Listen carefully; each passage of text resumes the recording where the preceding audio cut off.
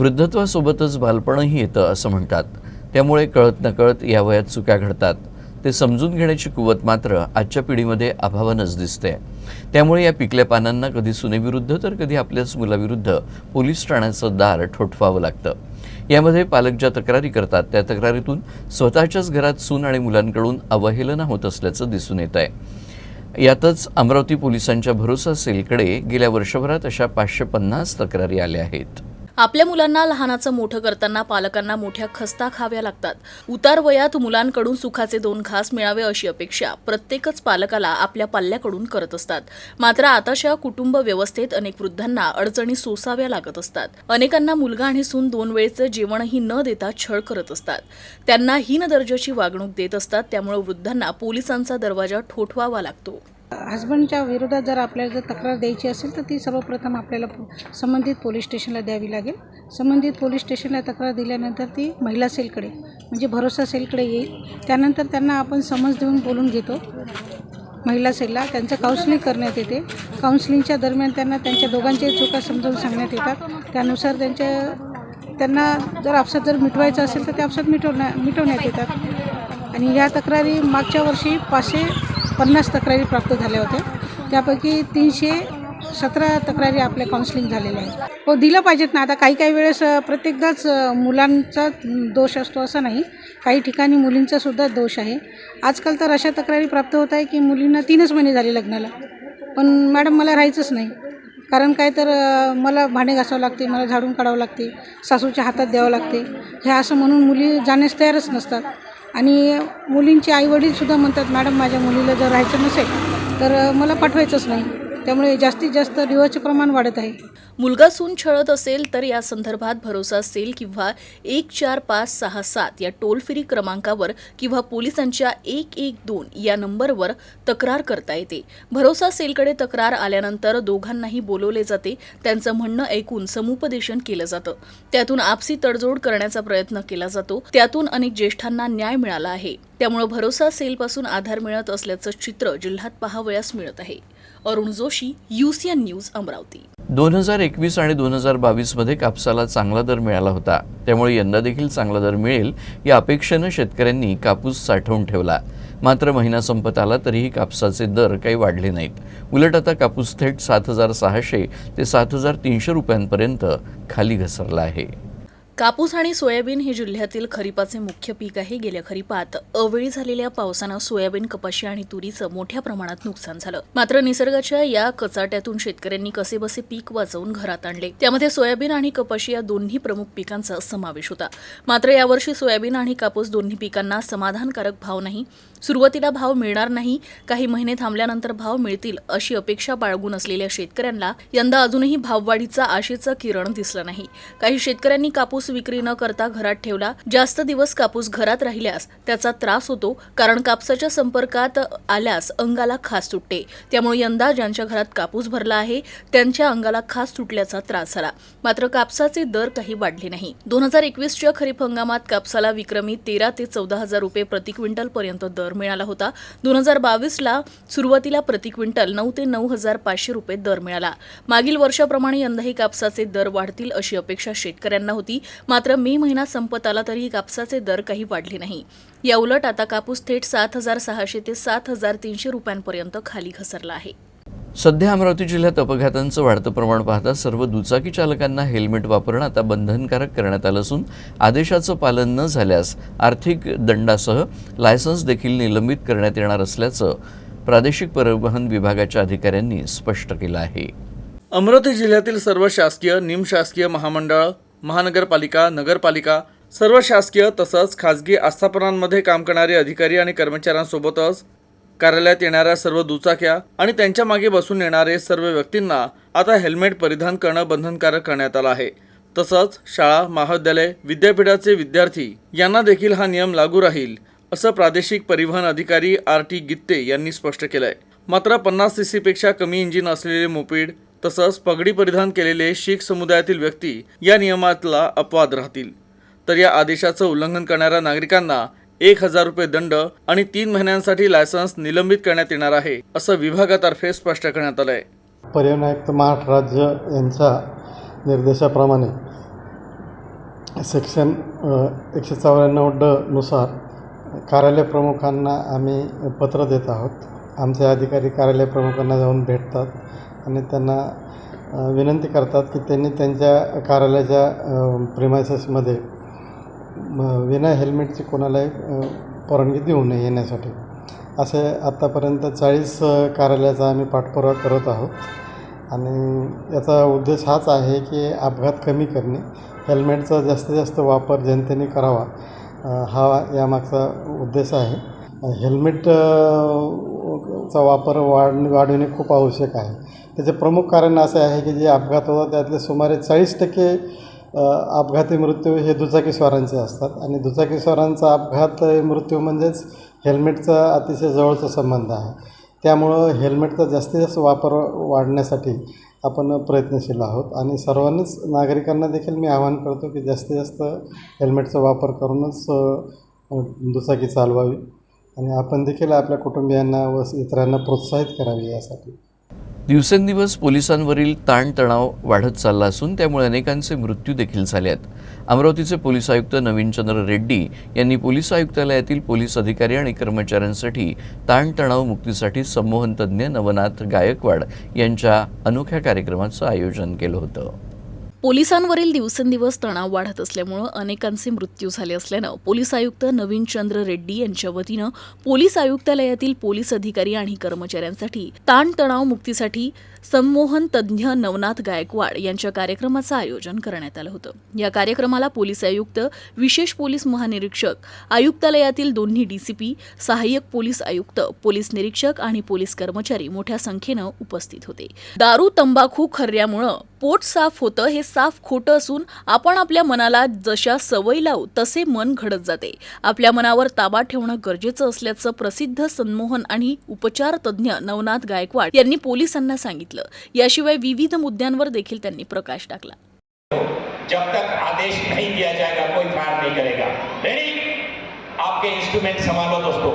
Siren होगा इसका मतलब शत्रु आक्रमण करने वाला है और फिर गोली नहीं लगना चाहिए, इसलिए अपने आगे नहीं बढ़ना, आगे खतरा है. नीचे बैठ के सो के फायर कर सकते हो और जीतना है देश के लिए. Come on. अमरावती जिल्ह्याच्या दर्यापूर तालुक्याच्या चंद्रभागा प्रकल्पाअंतर्गत येणाऱ्या असदपूर येथील गावकऱ्यांच्या घराचं पुनर्वसन करण्यात यावं तसंच इतर मागण्यांसाठी भूसंपादन विभागात तक्रार दाखल करण्यात आली आहे. दर्यापूर तालुक्याच्या चंद्रभागा प्रकल्पाअंतर्गत असदपूर येथील प्रस्तावित 73 घराच्या आजूबाजूच्या घराचं पुनर्वसन करण्यात यावं तसेच बुडीत क्षेत्रात येणाऱ्या खानापूर, चिचखेडा, येसुर्णा आणि निभारी येथील शेतीचे सर्वेक्षण करण्यात यावे यासह इतर मागण्यांसाठी अमरावती जलसंपदा विभागात स्वाभिमानी शेतकरी संघटनेच्या नेतृत्वात तब्बल 3 तास ठिय्या आंदोलन करण्यात आलं. शेतकरी माय बापाचा अरे असा कसा देत नाही. भीक नको, भीक नको. सहकार खात्यामार्फत घेण्यात येणारी GDCA तसंच CHM परीक्षा आगामी 26 ते 28 मे या दरम्यान घेतली जाणार आहे. ज्या विद्यार्थ्यांना परीक्षेचे ओळखपत्र मिळालेले नाहीत त्यांनी पॅन कार्ड, आधार कार्ड, ड्रायव्हिंग लायसन्स किंवा मतदान कार्ड अशी ओळखपत्र दाखवून परीक्षा द्यावी असं आवाहन परीक्षा केंद्र प्रमुखांनी केलं आहे. सहकार खात्यामार्फत घेण्यात येणारी GDC तसंच CHM परीक्षा 26 ते 28 मे दरम्यान घेतली जाणार आहे. त्यासाठी शासनातर्फे पंचवटी चौकातील गणेशदास राठी विद्यालय हे परीक्षा केंद्र निश्चित करण्यात आलं आहे. दररोज सकाळी 10 ते संध्याकाळी 5 या वेळात ही परीक्षा होणार आहे. परीक्षार्थींना त्यांची प्रवेशपत्र डाकद्वारे पाठवण्यात आली आहे. मात्र ज्या परीक्षार्थींची नावं परीक्षेस पात्र यादीत आहे परंतु प्रवेशपत्र वेळेवर मिळालेलं नाही अशा परीक्षार्थींना अन्य ओळखपत्र जसं की पॅन कार्ड, मतदान कार्ड, ड्रायव्हिंग लायसन्स, आधार कार्ड, पासपोर्ट सादर केल्यास परीक्षेस बसता येईल अशी माहिती केंद्र प्रमुख आणि विभागीय उपनिबंधक देवयानी भारसवाडकर यांनी दिली आहे. शिंदे फडणवीस सरकारनं सुरुवातीला दिव्यांग मंत्रालय स्थापन केलं. या स्वतंत्र मंत्रालयासाठी आमदार बच्चू कडू यांनी खूप प्रयत्न केले होते. नुकतंच शिंदे फडणवीस सरकारनं आमदार बच्चू कडू यांची राज्याच्या दिव्यांग समितीच्या अध्यक्ष आणि मुख्य मार्गदर्शकपदी नियुक्ती केली आहे.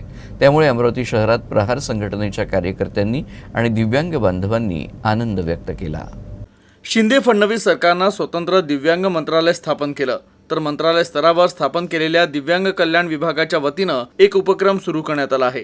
दिव्यांग कल्याण विभाग दिव्यांगांच्या दारी या नावानं हे अभियान सुरू करण्यात आलं आहे. आमदार बच्चू कडू यांची राज्याच्या समितीच्या अध्यक्ष आणि मुख्य मार्गदर्शकपदी निवड आणि नियुक्ती करण्यात आली आहे.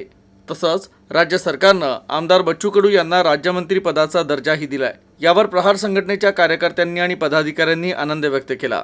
यावेळी दिव्यांग बांधवांची ही संख्या लक्षणीय होती. अमरावती शहरात फटाके फोडत मिठाई वाटून आनंद व्यक्त करण्यात आला.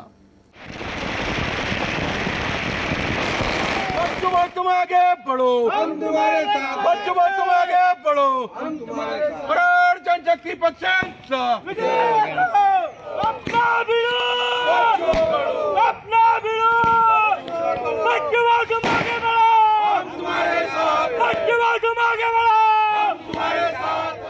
महाराष्ट्र राज्य माध्यमिक आणि उच्च माध्यमिक शिक्षण मंडळातर्फे घेण्यात आलेल्या 12वी परीक्षेचा निकाल गुरुवारी दुपारी जाहीर होणार आहे. विद्यार्थ्यांना गुरुवारी दुपारी 2 वाजता बोर्डाच्या अधिकृत वेबसाईटवर हा निकाल ऑनलाईन पद्धतीनं पाहता येणार आहे. राज्य मंडळाच्या 12वीच्या परीक्षेला बसलेल्या विद्यार्थ्यांसाठी मोठी बातमी आहे. गुरुवारी 12वीचा निकाल जाहीर होणार आहे. राज्यातील सर्व विभागांचे 10वी आणि 12वी बोर्डाचे निकाल येत्या काही दिवसात जाहीर होणार असल्याची चर्चा होती. त्यानंतर बुधवारी बोर्डाकडून अधिकृत घोषणा करण्यात आली. विद्यार्थ्यांना गुरुवारी दुपारी 2 वाजता बोर्डाच्या अधिकृत वेबसाईटवर 12वीचा निकाल ऑनलाईन पाहता येणार आहे. निकाल लागल्यानंतरही अनेक विद्यार्थ्यांना त्यांच्या निकालाबाबत आक्षेप असू शकतात. निकालाबाबत आक्षेप असलेल्या ज्या विद्यार्थ्यांना पुनर्मूल्यांकन आणि गुणपडताळणीसाठी अर्ज करायचा आहे, यासाठी संबंधित विभागीय मंडळ किंवा कनिष्ठ महाविद्यालयाच्या माध्यमातून विद्यार्थ्यांना मंडळाच्या अधिकृत संकेतस्थळावर ऑनलाईन अर्ज करण्याची सुविधा उपलब्ध करून देण्यात आली आहे. त्यासाठी आवश्यक अटी आणि शर्ती तसंच सूचना वेबसाईटवर दिल्या आहेत. पडताळणीची अंतिम मुदत शुक्रवार 26 मे ते सोमवार 5 जूनपर्यंत आहे. या कालावधीत विद्यार्थी ऑनलाईन अर्ज करू शकतात. याशिवाय आवश्यक शुल्क फक्त ऑनलाईन भरावं लागणार आहे. काँग्रेसमधून निलंबित असलेले आशिष देशमुख यांची अखेर काँग्रेसनं पक्षातून हकालपट्टी केली आहे. देशमुख यांनी राहुल गांधी आणि नाना पटोले यांच्या विरोधात वक्तव्य केली होती. त्यानंतर काँग्रेसच्या शिस्तपालन समितीनं त्यांची पक्षातून हकालपट्टी करण्याचा निर्णय घेतला. काँग्रेस नेते आशिष देशमुख यांची काँग्रेस पक्षातून हकालपट्टी करण्यात आली आहे. शिस्तपालन समितीचे अध्यक्ष पृथ्वीराज चव्हाण यांनी याबाबतचे आदेश जारी केले आहेत. आशिष देशमुख यांनी काँग्रेस नेते राहुल गांधी आणि काँग्रेस प्रदेशाध्यक्ष नाना पटोले यांच्या विरोधात वक्तव्य केली होती. समितीनं देशमुख यांना पक्षविरोधी वर्तनासाठी दोषी ठरवलंय आणि त्यांना भारतीय राष्ट्रीय काँग्रेस पक्षाच्या प्राथमिक सदस्यत्वातून 6 वर्षांच्या कालावधीसाठी निष्कासित करण्याचा निर्णय घेतला आहे. दरम्यान ते आता काँग्रेसमधून निष्कासित झाल्यानं त्यांच्या भाजप प्रवेशाच्या चर्चा सुरू झाल्या आहेत. भविष्यामध्ये दोन्ही शिवसेना एकत्र येऊन महाविकास आघाडीत फूट पडेल असा मोठा दावा काँग्रेसमधून निलंबित असलेले नेते आशिष देशमुख यांनी केलाय. शिंदे गटाच्या आमदारांवर सध्या निलंबनाची टांगती तलवार आहे. हे टाळण्यासाठी आगामी काळात उद्धव ठाकरे आणि एकनाथ शिंदे एकत्र येतील असंही देशमुख म्हणाले. याच विषयावर देशमुख यांच्याशी खास बातचीत केली आहे आमचे प्रतिनिधी फैजल खान यांनी. कांग्रेस के निलंबित नेता आशीष देशमुख हमारे साथ मौजूद है. सर, महाविकास आघाड़ी में एक तरह की उठापटक जारी हुई है और आपने जो जिस तरह से टिप्पणी की है, क्या अर्थ निकाला गया इसका? नहीं, मेरे जो सूत्र बताते हैं वो आने वाले कुछ ही दिनों में दोनों शिवसेना को एकत्रित आना होगा. सुप्रीम कोर्ट के निर्णय के बाद डिस्क्वालिफिकेशन जो विधायकों का होना या नहीं होना है, इसके पूरे सर्वाधिकारी अभी विधानसभा के स्पीकर को दिए गए. ऐसे इसमें कोई भी एक गुट के विधायक अगर डिस्क्वालीफाई होते हैं तो वो सिर्फ आने वाले साल 1.5 साल के लिए नहीं होंगे, वो आने वाले 6 सालों के लिए डिस्क्वालीफाई होंगे. यानी उनको ना विधायकी का चुनाव लड़ पाएंगे ना सांसद का चुनाव लड़ पाएंगे. तो राजनीति से संपूर्णतः उनका 6 साल के लिए कोई भी सरोकार नहीं रहेगा. यह होना कोई भी राजनीति में रहने वाले व्यक्ति को गंवारा नहीं होगा, ना कि उनके नेताओं को होगा, ना कि उनके पार्टी को होना. इसमें से रास्ता अगर कोई निकलता है तो वो उद्धव ठाकरे जी की शिवसेना हो या एकनाथ शिंदे जी की शिवसेना हो, उनको पुनः एक बार एकत्रित आना पड़ेगा. और वो अगर एकत्रित आते हैं तो निश्चित तौर पे बीजेपी के साथ ही जाएंगे. ऐसे में महाविकास आघाड़ी ये टूटी हुई आपको दिखेगी. और टूटी हुई महाविकास आघाड़ी, इसमें जो 2 पक्ष बचेंगे वो रहेंगे कांग्रेस और राष्ट्रवादी. तो इसलिए आज के डेट में जो चर्चाएं चल रही है कि इनको यह जगह उनको वो जगह, उसमें कुछ निश्चित तौर पे मतलब नहीं है, यही मैं कहूँगा. महाविकास आघाड़ी जिस तरह से अजीत पवार जी की भी चर्चा थी कि वो भाजपा में प्रवेश होंगे, क्या इस दौरान आपके सूत्र बता रहे हैं कि कुछ नेता जो है कांग्रेस और महाविकास आघाड़ी या एनसीपी के भाजपा का रुख कर सकते हैं? नहीं, ऐसा मैं नहीं कह रहा, मैं तो यही कह रहा हूँ कि महाविकास आघाड़ी का जो प्रमुख घटक दल है यानी शिवसेना उद्धव बाला साहेब ठाकरे, वो पूरा का पूरा घटक दल ये एकनाथ शिंदे जी के साथ जाके मिलेगा और एक पहले जैसी शिवसेना रहेगी जिसका अलायंस बीजेपी के साथ रहेगा और महाविकास आघाड़ी इसके वजह से टूटी हुई आप जल्द ही पाएंगे। सर, एक आपका भविष्य को भी लेके है, जिस तरह से देवेंद्र फडणवीस और बावनकुळे आपके घर भी आए थे, तो ऐसा लग रहा है कि आप भाजपा ज्वाइन कर सकते हैं? देखिए, मुंबई से उड़ीसा में नेचुरल गैस की पाइपलाइन जा रही है और हमारे पूरे ही मध्य भारत में कोई भी ऐसा एकत्रित फर्टिलाइज़र कॉम्प्लेक्स नहीं है जिसके तहत किसानों को सस्ते में फर्टिलाइज़र दिया जा सके या ये इंटीग्रेटेड फर्टिलाइज़र कॉम्प्लेक्स विदर्भ में आए, नागपुर के आसपास आए, ऐसी विनती मैंने फडणवीस जी से निश्चित तौर पे की है। उनके द्वारा सहकारिता मंत्री अमित शाह जी से की है कि विदर्भ में औद्योगिकरण हो, विदर्भ के इस फर्टिलाइज़र कॉम्प्लेक्स के माध्यम से किसानों को सस्ते दामों में खत उपलब्ध कराया जा सकता है और साथ ही में हजारों युवाओं को, युवतियों को रोजगार इस इंटीग्रेटेड फर्टिलाइज़र कॉम्प्लेक्स के माध्यम से मिल सकता है। तो आपने यह प्रकल्प हमारे इस क्षेत्र में लाने की पहल करनी चाहिए, जो करने के लिए वो पूरे तरीके से राजी हुए और साथ ही में विदर्भ के विभिन्न विषयों पे हमारी चर्चा हुई और निश्चित तौर पे हमारे यहाँ का नाश्ते का आनंद उन्होंने ज़रूर उस दिन लिया। नागपुर से वीडियो जर्नलिस्ट मिथुन आदमनी के साथ मैं फैजल खान, यूसे न्यूज़ के लिए। श्री हनुमान व्यायाम प्रसारक मंडळासह विविध संघटनांच्या पुढाकारानं अमरावती शहरात रक्तदान शिबिर आयोजित करण्यात आलं होतं। या शिबिराच्या माध्यमातून 111 पेक्षा अधिक दात्यांनी रक्तदान केलं। श्री हनुमान व्यायाम Prasarak Mandal, degree college of physical education महाविद्यालय, मंडळाचा मॉर्निंग वॉक ग्रुप यांच्या संयुक्त पुढाकारानं हनुमान व्यायाम प्रसारक मंडळाच्या सभागृहात बुधवारी भव्य रक्तदान शिबिर आयोजित करण्यात आलं होतं। या शिबिराकरता डॉक्टर पंजाबराव देशमुख वैद्यकीय महाविद्यालयाच्या पथकानं देखील सहकार्य केलं। या शिबिराला रक्तदात्यांनी सामाजिक बांधिलकी जोपासत 111 पिशव्या रक्तदान केलं। या शिबिरात गणमान्य नागरिकांसह विद्यार्थ्यांनी देखील सहभाग घेतला होता। मनसे नेते राज ठाकरे यांचे सुपुत्र आणि मनसेच्या विद्यार्थी सेनेचे अध्यक्ष अमित ठाकरे यांच्या वाढदिवसानिमित्त अमरावतीच्या मनसे पदाधिकारी आणि कार्यकर्त्यांनी अंबादेवी आणि एकवीरा देवी मंदिरात महाआरती करत त्यांच्या दीर्घायुष्याची प्रार्थना केली।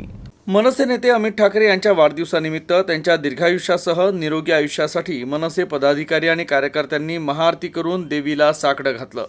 यावेळी अमरावती विद्यार्थी सेनेचे अध्यक्ष हर्षल ठाकरे, मनसे शहराध्यक्ष गौरव बांते, धीरज तायडे, जनहित शहराध्यक्ष बबलू आठवले, जिल्हा उपाध्यक्ष सचिन बावणेर आणि मोठ्या संख्येनं कार्यकर्ते उपस्थित होते। अमरावतीचे आराध्य अंबादेवी मंदिर आणि एकवीरा देवी मंदिरात ही महाआरती करण्यात आली।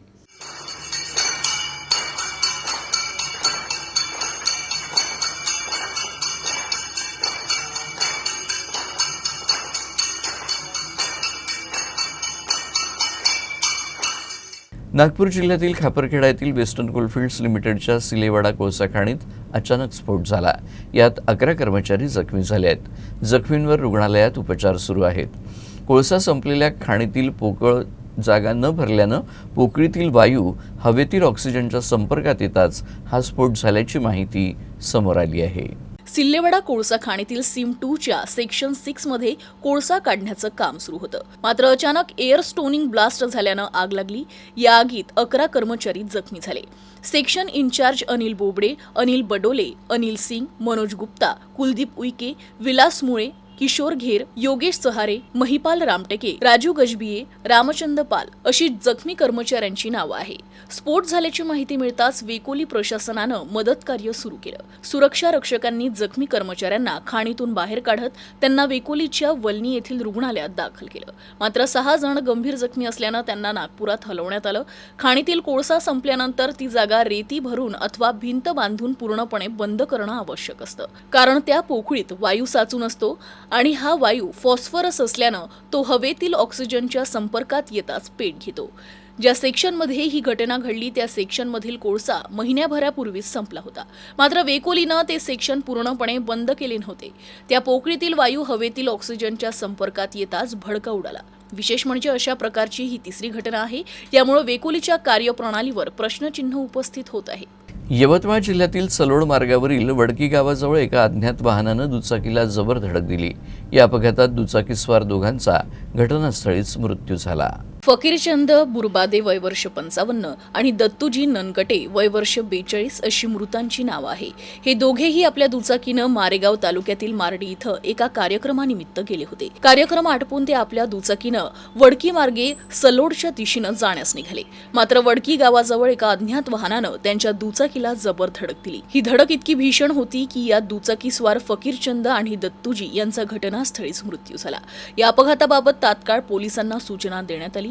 पोलिसांनी घटनास्थळी दाखल होत पंचनामा करत मृतदेह शवविच्छेदनासाठी पाठवले. पोलिसांनी अज्ञात वाहन चालकाविरुद्ध गुन्हा दाखल केला असून पुढील तपास पोलीस करत आहे. बुलढाणा जिल्ह्यातील चिखली, हिवरा आश्रम आणि मेहकर या परिसरात अवकाळी पावसानं दमदार हजेरी लावली. यामुळे अनेक मार्गांवर वृक्ष कोसळले असून वीज पुरवठा देखील खंडित झाला आहे. बदलत्या हवामान अंदाजानुसार बुलढाणा जिल्ह्यातील चिखली, हिवरा आश्रम, मेहकर या परिसरात अवकाळी पावसानं दमदार हजेरी लावली. त्यामुळे शेतकरी पुन्हा चिंतेत सापडलाय. शेतात मशागतीची कामे सुरू असून या अवकाळी पावसामुळे ही कामे लांबणीवर पडण्याची शक्यता वाढली आहे. तसेच जिल्ह्यात काही भागात सूर्य आग उकत आहे, तर काही भागात अवकाळी पावसानं हिरवेगार निर्माण झाला आहे. जिल्ह्यातील शेगाव, खामगाव, संग्रामपूर, मलकापूर तालुक्यात वादळी वाऱ्यानं मलकापूर बुलढाणा मार्गावर अनेक वृक्षांची पडझड झाली. यामुळे वाहतूक ठप्प झाली आहे. यातच वीज पुरवठा खंडित झाला आहे.